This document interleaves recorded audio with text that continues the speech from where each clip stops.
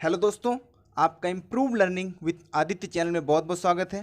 दोस्तों आज है 16 जुलाई और 16 जुलाई से रिलेटेड करंट अफेयर्स के जितने भी क्वेश्चन हैं वो मैं आप लोगों के सामने लेके आया हूं। तो अगर ये वीडियो आप लोगों को पसंद आती है तो प्लीज़ इसे लाइक करके अपने दोस्तों में शेयर कीजिएगा, और अगर आप लोग इस चैनल पर नए हैं तो इसे सब्सक्राइब करके बेल नोटिफिकेशन ऑन कर लीजिएगा। दोस्तों इस चैनल पर मैं पहले भी बहुत सारी वीडियोज़ अपलोड कर चुका हूँ जो संविधान से रिलेटेड है या फिर जो वन्य जीव अभ्यारण्य है उनसे रिलेटेड है। दोस्तों अब मैं इस पर एक नई सीरीज जो टेट सीटेट के एग्ज़ाम में आने वाले इंपॉर्टेंट क्वेश्चन हैं मैं उनको अब करवा रहा हूं। तो अब तक मैंने उससे रिलेटेड 4 वीडियोज़ इस चैनल पे अपलोड कर दी है, तो आप इस चैनल को सब्सक्राइब कर लीजिए, जिससे मैं कोई भी वीडियो अगर अपलोड करता हूँ तो उसकी नोटिफिकेशन आप तक पहुँच जाया करेगी। तो चलिए हम आज के पहले क्वेश्चन की तरफ बढ़ते हैं। दोस्तों हमारा पहला क्वेश्चन है कि विश्व युवा कौशल दिवस अभी हाल ही में मनाया गया है, जिसे प्रधानमंत्री मोदी ने युवाओं को संबोधित किया। तो दोस्तों ये किस दिन मनाया गया है? दोस्तों ये विश्व युवा कौशल दिवस मनाया गया है 15 जुलाई को। ठीक है, इसके बारे में आपको थोड़ा सा बता दूं। दोस्तों इसे वर्ल्ड यूथ स्किल्स डे भी कहते हैं। दोस्तों इसकी शुरुआत जो हुई थी वो नरेंद्र मोदी के प्रधानमंत्री बनने के बाद हुई थी।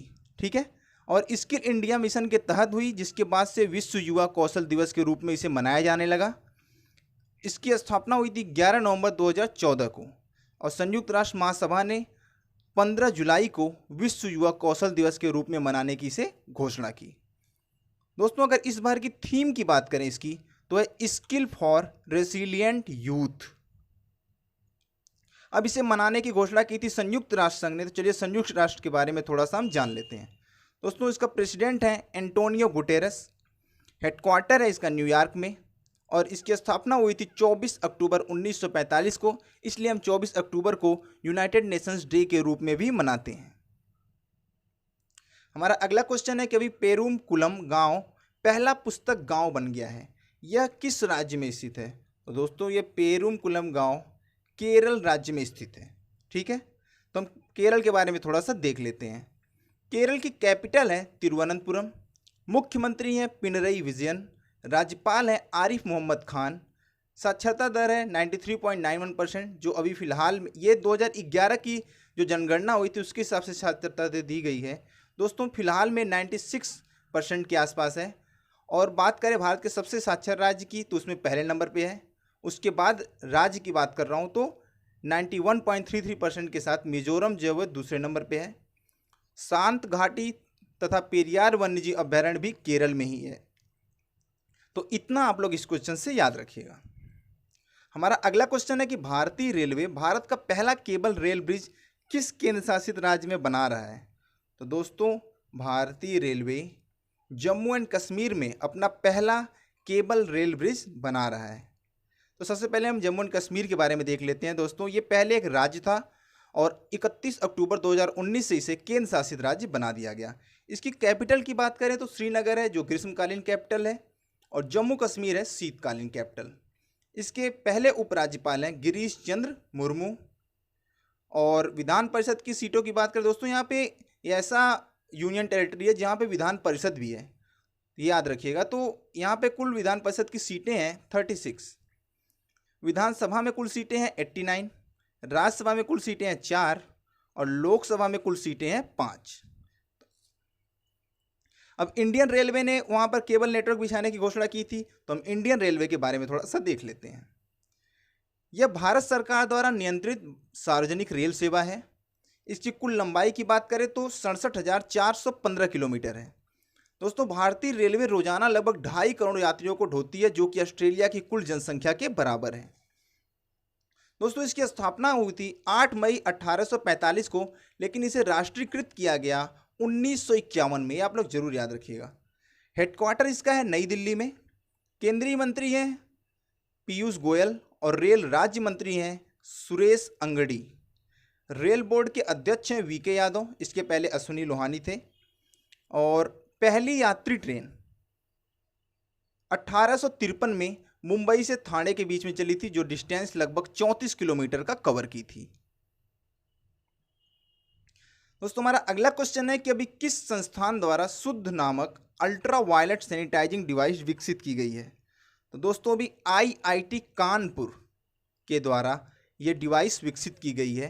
ये जो मैंने बगल में लिखा है ये इनकी स्थापना किस साल हुई थी वो है, तो आईआईटी खड़गपुर की स्थापना हुई थी 8 अगस्त 1951 को।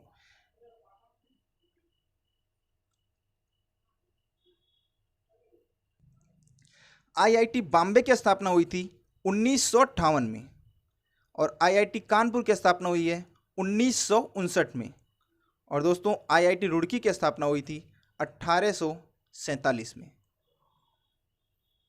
दोस्तों हमारा अगला क्वेश्चन है कि अभी यूनाइटेड अरब अमीरात ने किस दिन अपना पहला मंगल मिशन प्रक्षेपित करने की घोषणा की है। दोस्तों अभी यूएई ने 16 जुलाई को अपना पहला मंगल मिशन प्रक्षेपित करने की घोषणा की है। अब यह घोषणा की गई है यूएई के द्वारा, तो चलिए उसके बारे में थोड़ा सा हम देख लेते हैं। दोस्तों संयुक्त अरब अमीरात की कैपिटल है आबू धाबी। राष्ट्रपति हैं खलीफा बिन जायद अल नाहयान। प्रधानमंत्री हैं मोहम्मद बिन रशीद अल मखतूम। और इसको स्वतंत्रता मिली थी यूनाइटेड किंगडम से 2 दिसंबर 1971 को। और इसकी करेंसी है यूएई दिरहम। हमारा अगला क्वेश्चन है कि फ्रांस का राष्ट्रीय दिवस कब मनाया जाता है। तो दोस्तों फ्रांस का राष्ट्रीय दिवस हर साल मनाया जाता है 14 जुलाई को। तो हम फ्रांस के बारे में थोड़ा सा देख लेते हैं। फ्रांस की कैपिटल है पेरिस। राष्ट्रपति हैं इमैनुअल मैक्रोन। प्रधानमंत्री हैं एडवर्ड फिलिप। फ्रांसीसी क्रांति हुई थी 1789 में और इस गणराज्य की घोषणा हुई फ्रांस के 1958 में। यह इसका 5वां गणराज्य था। और करेंसी है यूरो तथा सीएफए फ्रांक। हमारा अगला क्वेश्चन है कि बांग्लादेश में भारत का नया राजदूत किसे नियुक्त किया गया है। तो दोस्तों अभी बांग्लादेश में जैसा कि फोटो में आपको दिखाई दे रहा है नए राजदूत बने हैं विक्रम दुरई स्वामी। बांग्लादेश के बारे में हम थोड़ा सा देख लेते हैं। राजधानी है इसकी ढाका। राष्ट्रपति हैं अब्दुल हामिद। प्रधानमंत्री हैं शेख हसीना। करेंसी है टका। अभी हाल ही में अंडर 19 वर्ल्ड कप बांग्लादेश ने जीता है जो इंडिया को हराया था।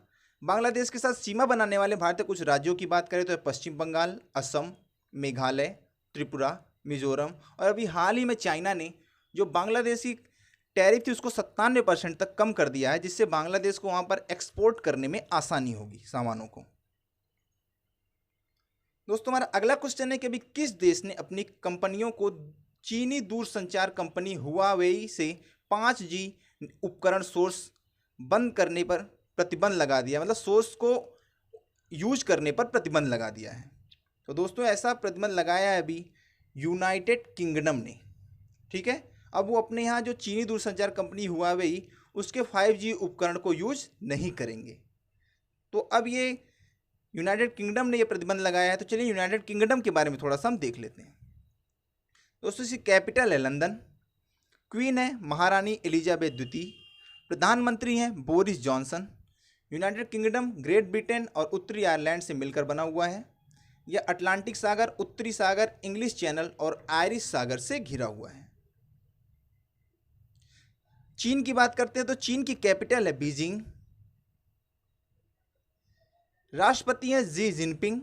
करेंसी है रेनमिनबी। और चीन अभी पहला मंगल मिशन अपना प्रारंभ कर रहा है जिसका नाम है तियानवेन-1।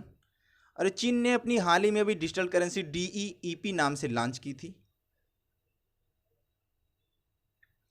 हमारा अगला क्वेश्चन है कि अभी किस भारतीय कंपनी ने देश का पहला स्वदेशी 5G नेटवर्क बनाने की घोषणा की। तो दोस्तों अभी रिलायंस जियो ने देश का पहला स्वदेशी 5G नेटवर्क बनाने की घोषणा की है। तो हम पहले रिलायंस जियो के बारे में देख लेते हैं। दोस्तों इसके संस्थापक हैं मुकेश अंबानी। हेडक्वार्टर है नवी मुंबई महाराष्ट्र। मैनेजिंग डायरेक्टर है संजय मसरूवाला। IT प्रमुख है इसके ज्योतिन्द्र ठाकर। रणनीतिक प्रमुख है इसके आकाश अंबानी। उत्पाद इस कौन कौन से हैं तो मोबाइल, ब्रॉडबैंड और 4G सेवा। जियो ने 5 सितंबर 2006 से राष्ट्रीय स्तर पर अपना नेटवर्क प्रारंभ किया था। उसके पहले आपको बताऊं तो जियो के आने से ही जो दूरसंचार कंपनियां हैं उसमें बहुत ज़्यादा क्रांति आ गई। 2016 से पहले जो मोबाइल के डेटा थे उसमें 1 GB की कीमत लगभग 199 रुपये के आसपास थी और अभी हम 199 रुपये में पूरे महीने का डेली 1.5 GB डेटा भी यूज करते हैं और सारे कॉल्स फ्री है। तो ये सारा का सारा जो क्रांति आई है वो रिलायंस जियो की इंडस्ट्री में आने की वजह से हुई है। इसके आने के बाद से बहुत सारी जो टेलीकॉम कंपनियां थी उन्हें बंद कर दिया गया। आपको पता होगा टाटा डोकोमो थी, यूनिनार थी, टेलीनार थी, बहुत सारी कंपनियां थी, उन्हें बंद कर दिया गया। अभी बस इंडिया में इस और जो कंपनियां बची भी थी वो या एक दूसरे से मर्ज हो गई या फिर वो भी इसके जैसा ही कुछ टैरिफ प्लान उन्होंने जारी किया। हमारा अगला क्वेश्चन है कि अभी भारतीय रेलवे ने कब तक देश को ग्रीन रेलवे बनाने की घोषणा की है। दोस्तों अभी भारतीय रेलवे ने 2030 तक देश को ग्रीन रेलवे बनाने की घोषणा की है। हमारा अगला क्वेश्चन है कि अभी किस दिग्गज हॉकी खिलाड़ी को मोहन बागान लाइफ टाइम अचीवमेंट पुरस्कार से सम्मानित किए जाने की घोषणा की गई है। तो दोस्तों अभी अशोक कुमार को मोहन बागान लाइफ टाइम अचीवमेंट पुरस्कार से सम्मानित किए जाने की घोषणा की गई है। हम सबसे पहले हॉकी इंडिया के बारे में देख लेते हैं। इसकी स्थापना हुई है 20 मई 2009 को और मार्च 2014 में भारत सरकार ने हॉकी इंडिया को देश की एकमात्र हॉकी संस्था के रूप में मान्यता दी।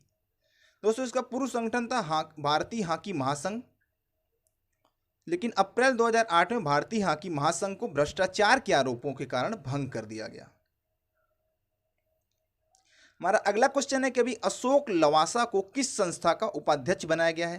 तो दोस्तों अभी अशोक लवासा को ADB एशियन डेवलपमेंट बैंक का उपाध्यक्ष नियुक्त किया गया है। हम पहले ADB के बारे में देख लेते हैं। तो एशियाई विकास बैंक भी इसे कहते हैं। इसकी स्थापना हुई 19 दिसंबर 1966 को। इसका हेडक्वार्टर है फिलीपींस में मनीला और प्रमुख हैं मसानसुगु आसाकावा। कुल सदस्य देश हैं इसमें 68। ये प्रकार है जो रीजनल ऑर्गेनाइजेशन है।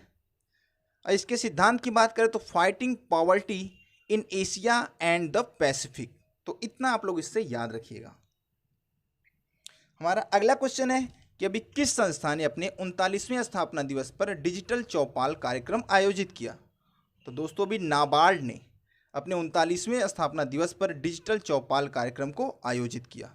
तो हम सबसे पहले नाबार्ड के बारे में थोड़ा सा देख लेते हैं। दोस्तों नाबार्ड का पूरा नाम है national bank for agriculture and rural development, अर्थात राष्ट्रीय कृषि और ग्रामीण विकास बैंक। इसकी स्थापना जो हुई थी शिवरामन समिति की सिफारिशों के आधार पर राष्ट्रीय कृषि और ग्रामीण विकास बैंक अधिनियम 1981 को लागू करने के लिए 12 जुलाई 1982 में इसकी स्थापना की गई। दोस्तों इसका हेडक्वार्टर है मुंबई महाराष्ट्र में। इसके प्रमुख हैं मैनेजिंग डायरेक्टर हर्ष कुमार भनवाला। हमारा अगला क्वेश्चन है कि अभी नाबार्ड ने किस राज्य में 298 वाटर सेट परियोजनाओं के लिए 221.89 करोड़ रुपए के अनुदान देने की घोषणा की है। तो दोस्तों अभी कर्नाटक में 298 वाटर सेट परियोजनाओं के लिए 221.89 करोड़ रुपए अनुदान देने की नाबार्ड ने घोषणा की। हम सबसे पहले कर्नाटक के बारे में थोड़ा सा देख लेते हैं। कर्नाटक की कैपिटल है बेंगलुरु। मुख्यमंत्री हैं BS येदियुरप्पा। राज्यपाल हैं वजुभाई वाला। साक्षरता दर है 66.6%, जो कि उत्तर प्रदेश की जनसंख्या के लगभग बराबर है। कुल जनसंख्या का 83% यहाँ पर हिंदू हैं, 11% मुसलमान और शेष अन्य धर्मों के लोग हैं। तो उम्मीद है दोस्तों कि वीडियो आपको पसंद आई होगी। तो प्लीज़ इसे लाइक करके अपने दोस्तों में ज़्यादा से ज़्यादा शेयर कीजिए। धन्यवाद।